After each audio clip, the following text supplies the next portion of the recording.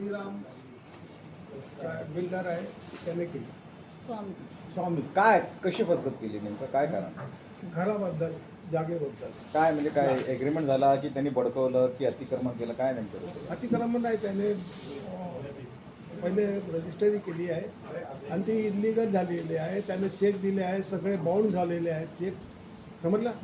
आणि आता तो म्हणतो की तुम्हाला कुछ नाही आहे.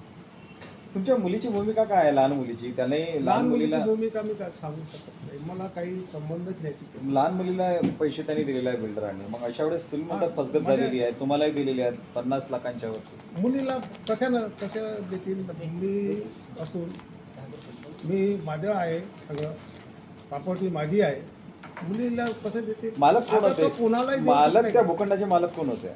भूखंडाचा मालक मी आहे, तो कुणालाही देऊ शकतो का? एग्रीमेंट कोणाशी झालेला होता? ॲग्रीमेंट माझ्याशी झाला. कोणासोबत? श्रीराम संघ. हा किती कोटींचा झालेला होता? हां किती कोटी रुपयांचा एग्रीमेंट झालेला होता? हां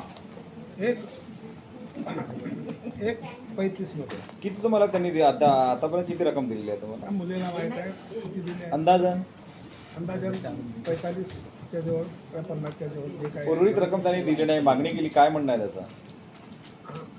उर्वरित रक्कम दिली नाही, मागणी केली तुम्ही, काय बिल्डराचं म्हणणं आहे? मी आता देत नाही, तुमच्या मुलीला दिलं. माझ्या मुलीचं मतलबच काय, रजिस्टर तर माझ्या संगती केली ना, पैसा तर मला द्यायला पाहिजे ना. मी वाटेल, मी कुणालाही देऊ, मुलीला देऊ किंवा कोणालाही देऊ, किंवा कोणत्या विहाराला या कोणत्या याला मंदिरात दान करू. मागणी काय आहे आता? तो कोण होते की पैसा देणारा? तुमची मागणी काय आहे आता? माझे पूर्ण पैसे पाहिजेत आणि फ्लॅट जो आहे तो बी पाहिजे मला. तुमचं नाव? सारिकराम मंगलजी बागडे. एक मिनिट घ्या मॅम.